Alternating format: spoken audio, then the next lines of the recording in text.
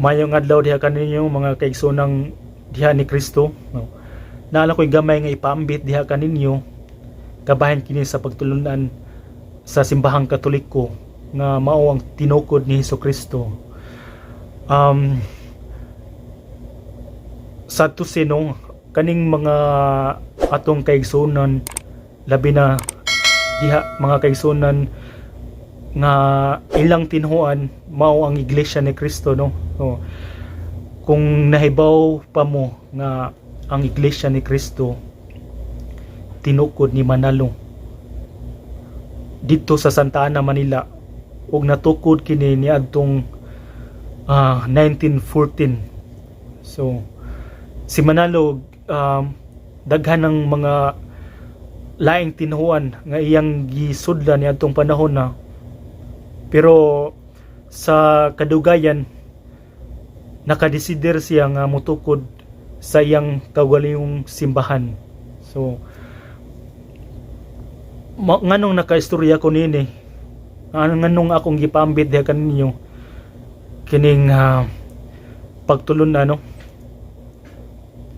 kay daghan na gyud ang mga kaigsunan natong mga Katoliko nga dali mutuo sa mga istorya o mga pagpangatake sa mga pastor sa Iglesia ni Kristo.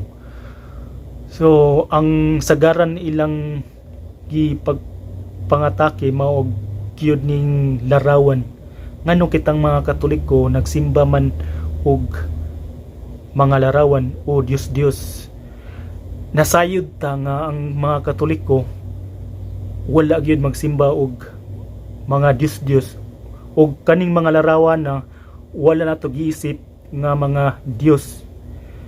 Nakadungog ba ta nga miingon ta nga Dios namo San Roque? Nakadungog ba ta nga miingon ta nga Dios namo San Antonio de Padua? Nakadungog ba ta nga miingon ta nga Dios namo San Isidro Labrador ug uban pang mga santos?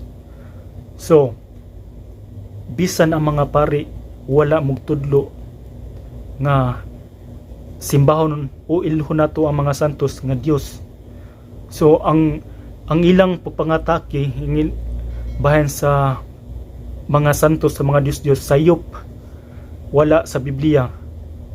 Ang gipasabot diha sa Biblia daghang mga bersikulo naghiskot nga dili kita magsimba og mga Diyos. Referado na sa unang panahon sa mga Israelita nga gikan sa Ehipto, gidala sila ni Moises kay si Moises gisugo man sa Ginoo nga kuhaon sa gikan sa Ehipto kay naa sila'y naigitagan ang Ginoo para kanila maong yuta nga gitawag karon nga Israel. So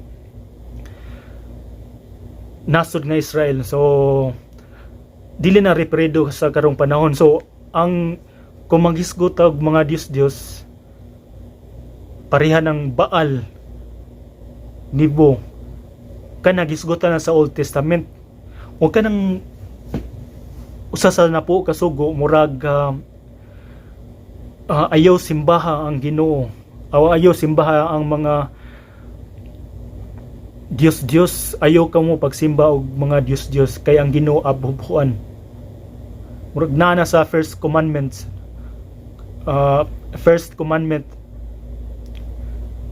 kita mga Katoliko wa man ta magsimba og mga Diyos.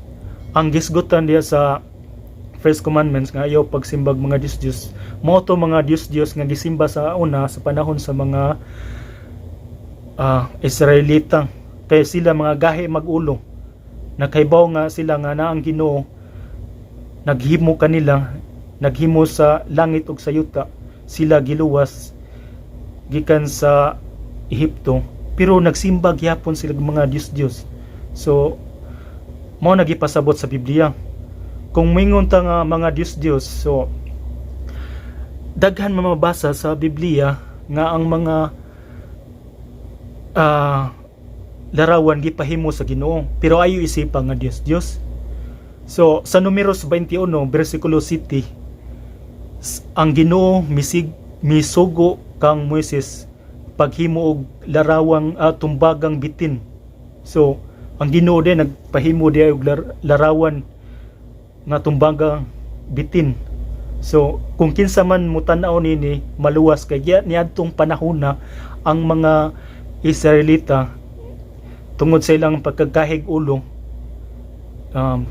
gipaak sila sa mga bitin nga sobrang kala ang ilang poisonous mo na kung mapaakan kaya niadtong nining bitina mamatay ka. Pero mo to ang mga tao sa Israelita nangayo og pakitabang kang Moises nga, Moises tabangi mi kay nakasa kami sa Ginoo.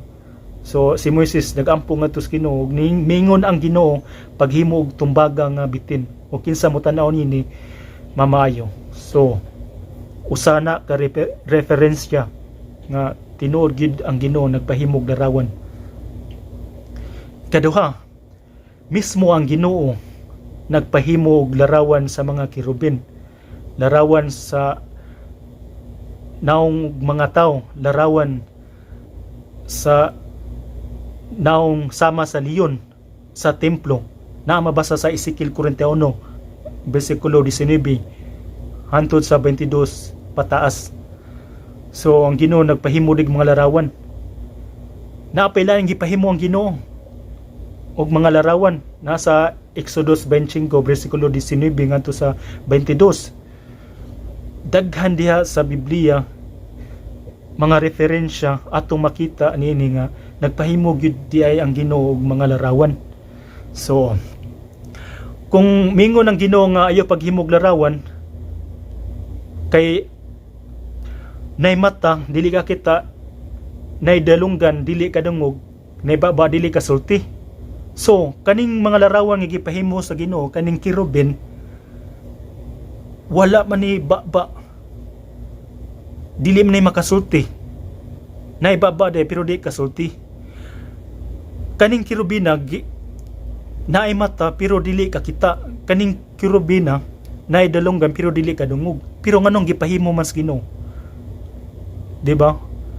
Kaning mga Iglesia ni Cristo sige minig pagpangatake, use your logic. Ngano man eh.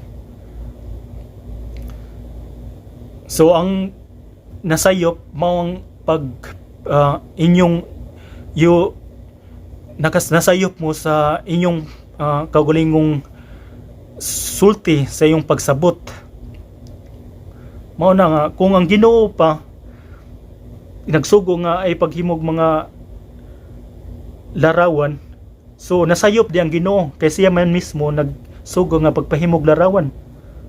Sige, ang Ginoo sab nagsugo kang Haring Solomon paghimog templo, ang wala de sugua. So si Solomon naghimo, siya mismo naghimo og templo.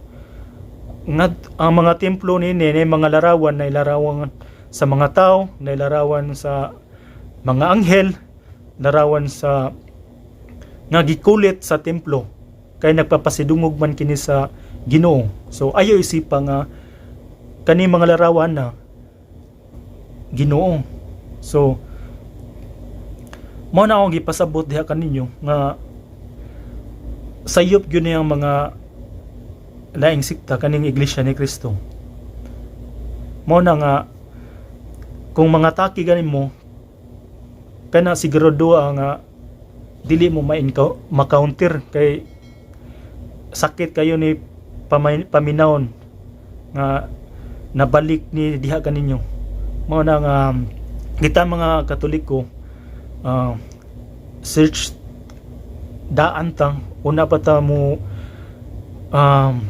mutuo sa ilang istorya kung tinuod ba ni nga nisimba gyud mga Katoliko mga larawan. Ato din padayonon kay naputol ang video. So gamay ra ni nga minuto nga pagpambit nako diha kaninyo. So padayonon nato nganong ang mga Katoliko wala mag-isip, kita wala ta mag-isip nga ang mga santos mga Diyos. So Kani mga santos di ay nagbuhat din sa kabubuton sa Ginoo. Pareha na ng San Isidro Labrador, Senyor San Roque, San Vicente Ferrer, San Francisco de Assisi, San Agustin, San Antonio de Padua, ug tanang mga santos. Kani sila mga balaan. So kani sila bisan wala sila kaabot sa atong Ginoong Hesukristo. So ang pagtulunan sa simbahan, ang mga doktrina nagpadayon kay ang Espiritu Santo manggod mao gisa sa atong Ginoo nga kanang mo'y mo pabuhi o maglihok diya sa simbahan.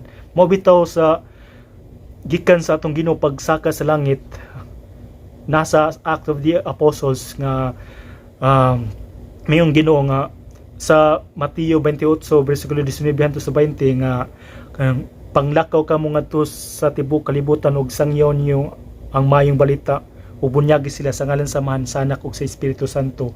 Niadtong panahon na wala pa sila manglakaw. So na mabasa sa Act of the Apostles, dito pa sila sa Jerusalem. So nagpaabot sila sa Espiritu Santo. So ang Espiritu Santo di ay mao nay bahala sa tanan, no? Kay kantong panahon na mga apostoles ug mga disipulo sa tinun-an sa mga apostoles, nang hadlok pa man sila, kay hadlok pa sila lutuson. Pag abot na sa Espiritu Santo, dito na sila nag-istorya sa mga laing sinultihan ug nadasig nanginit ang ilang kalag nga pagpasa sangyaw pagpaambit sa pulong sa Ginoo. So dito nagsangyaw na nila mga pulong sa Ginoo. So di na mapungal ang mga baba. So kay ganang ang Espiritu Santo ray bahala mo sulti, bisag wa sila kahibalo ka alam, pero ang Espiritu Santo mo initudlo kanila, nigiya kanila ni unsa ilang isulti. Bisan bunugon ba sila, bisan latuson pa sila, dili na mapugan o dili sila mahimo nga ilang undangon ang pagsangyaw sa pulong sa Ginoo, kay kini tungod sa Espiritu Santo nga naggiya kanila. So niadtong panahon na ang mga santos wala kaabot sa mga apostoles, pero nagpadayon kini ang pagsangyaw. So niadtong panahon daghan ang gipamatay na imo mga martyrs. Ang pulong sa Ginoo mikaylap sa Jerusalem nga mga apostoles niadtong higayon na naay mga nagkalalaing mga nasod kay katong piyesta man di ito panahon na mo to nga ang tanang mga nasod sa kalibutan na mga tao, mga siguro mga na mga Arabo, mga Egypto, Asia, sa ubang parte sa mga nasod no ngadto dito kay motambong sa fiesta na sa ubang mga Hudiyo gikan sa lang nasod niuli sa ilang lugar. So niadtong panahon na gitiming gyud nga ang Espiritu Santo mubo dito sa adlaw sa fiesta. So mao gyud nakadungog sila sa mga pulong sa Ginoo sa laing pinulungan, bisan ang gisulti sa mga apostoles ilang native language. So ang ilang nadunggan sa mga lalaing pinulungan ilag yung kaugulingong lingwahe. So mao nay kuan gasa sa Espiritu Santo, no, murag automatically translated na ang lingwahe. So pag sangyo nakadungog sila ug nituo sila ya human himos ang disipulo sa mga apostoles, miuli sa silang mga lugar, siguro nagsangyaw sila bahin sa mayong balita. Human nagkatap-katap na hantod na pila na katuig, naabot na sa mga pila na ka centuries. So kani mga santos karon nga atong gisgutan ganina. So pasensya layo na kay ta sa topic, no, pero ako lang gipaabot, no, pero ako lang gipaabot para masabtan nato gamay, no, kani sila mga santos akong gisgutan na bisan no pa sila kaabot nga atong panahon na, pero ang Espiritu Santo nagalihok nila ug sila sab nakasabot nakasabot sa pulong sa Ginoo, ilang gipuyan mao to ilang gisangyaw, nagampo sa pagayon, misimba halos kada adlaw, midawat sa santos nga Eucharistia, naghinulso sa mga sala, nagsangyaw sa pulong sa Ginoo, mao to nahimo silang balaan. So ang mga propeta niadtong panahon na nagsangyaw sa pulong sa Ginoo na diha nahisgutan sa Biblia, ug ang mga santos karong nga panahon nga wala sila mahisguti sa Biblia, parihara ang ilang pagsangyaw, parihara usa ka Ginoo. Ang Ginoo sa mga propeta nilang gisangyaw ug ang Ginoo sa mga santos nga gisangyaw karon maora usa. So kung I hope nasabtan nyo. So mao na usara. So mao na ang nakaingon ko ba nga ang Katoliko diha na kay mismo atong Ginoo Katoliko. So sa sunod day ako hisgutan nganong nahimong tulo ka persona ang usa ka Ginoo. Dili tulo ang Ginoo, Father, Son, and the Holy Spirit, three gods nya, tulo sad ka Ginoo. So ang simbahang Katoliko dili na mao ang papanudlo, sayop na three divine persons in one God. So ako na hisgutan sa sunod nga topic. So ako lang gipapaambit diri kabahin sa larawan naa sa Biblia may hisgutan aron ato masabtan, aron kamo dili na gyud madani sa mga sulti na laing sikta, sa mga pagpangatake nga ang mga pagpanulo sa Katoliko sayop. So I hope nga nakasabot ko, I hope nga naay mga laing tinhuan nga nakadungog nini og ilang matimbang-timbang kung basin di ay tinuod ni og ilang mabasa diha sa Biblia. So tinuod gyud nga mabasa gyud sa Biblia. I hope nga nasabtin nyo. I hope ang Espiritu Santo nga mugiya diha kaninyo. So God bless you all. Ave Maria.